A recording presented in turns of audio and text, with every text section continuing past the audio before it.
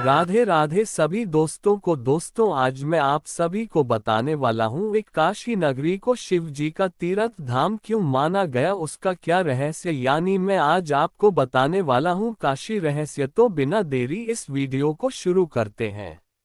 तो कथा माता पार्वती के विवाह से प्रारंभ होती है। माता पार्वती का विवाह भोलेनाथ के साथ निश्चित हुआ। शादी से पहले होने वाली सारी रस्में पूर्ण हुई, घर में खुशियां छा गई, हल्दी तेल मेहंदी आज सब हो चुका था। फिर जल्दी शादी का दिन आया। मंडप में पंडित द्वारा मंत्र पढ़े जाने लगे, जैसे कि मंगलम भगवान विष्णु, मंगलम गरुड़ ध्वजा, मंगल कुंडली कक्षाएं, मंगले तनु हरि।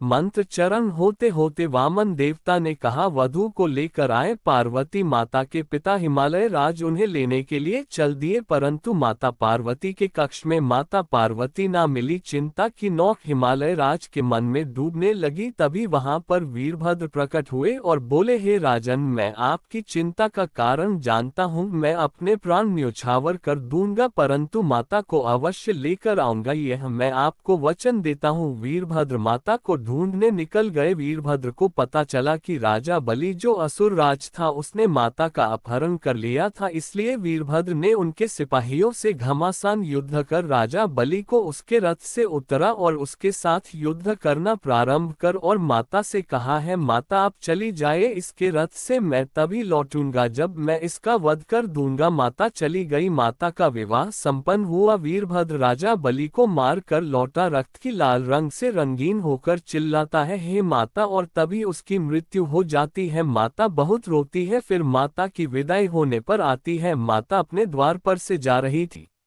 फिर माता कैलाश पर्वत पर पहुंची। माता को वहां रहते 3-4 दिन हो गए। माता और शिवजी के साथ बैठी थी। माता ने पूछा शिवजी से, हे देवाधिपति, हे मेरे पति, आपसे मुझे एक प्रश्न पूछना है। भगवान शिवजी ने कहा, पूछो। माता पार्वती कहते हैं, क्या पति की संगिनी मायके में ही रहती है? भगवान शिवजी कहते हैं, नहीं, विवाह के बाद संगिनी का घर केवल उसका ससुराल है, उसे ससुराल के नियमों का पालन करना चाहिए। तभी माता क्रोधित होकर बोलती है, तो हे भोलेनाथ, आप अपनी ही पत्नी को उसके मायके में क्यों बैठा कर रखे हो? शिवजी ने कहा, क्यों, ये तो आपका ससुराल है। माता पार्वती ने कहा, मेरे पिता कौन? हिमालय राज और कैलाश पर्वत कहाँ आता है? हिमालय की श्रेणी में, तो यह मेरा मायका ही तो हुआ। शिवजी कहते हैं, माता पार्वती, आप मेरे साथ नदी पर बैठे, मैं आपको हर जगह दिखाऊंगा, आपको जो पसंद आए आप उसे अपना ससुराल बना लीजिएगा।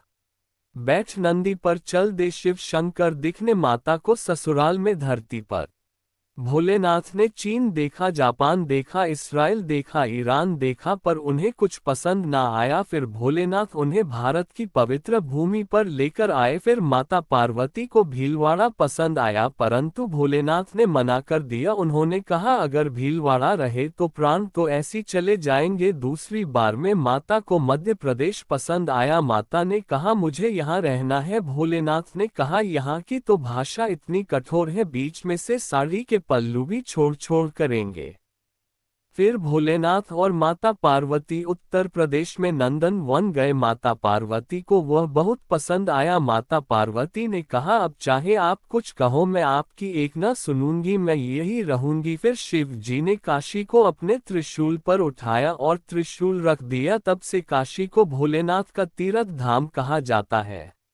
ये दिव्य रहस्य आपको केवल शिव महापुराण में से ही मिल सकती है। अगर आपको शिव महापुराण खरीदनी है तो डिस्क्रिप्शन में जाकर उसकी लिंक दी है, चेक करें। और यदि आप इसे YouTube पर देखना चाहते हैं तो डिस्क्रिप्शन में पंडित जी का भी नाम दिया है, वह सर्च करें, भागवत आ जाएगी।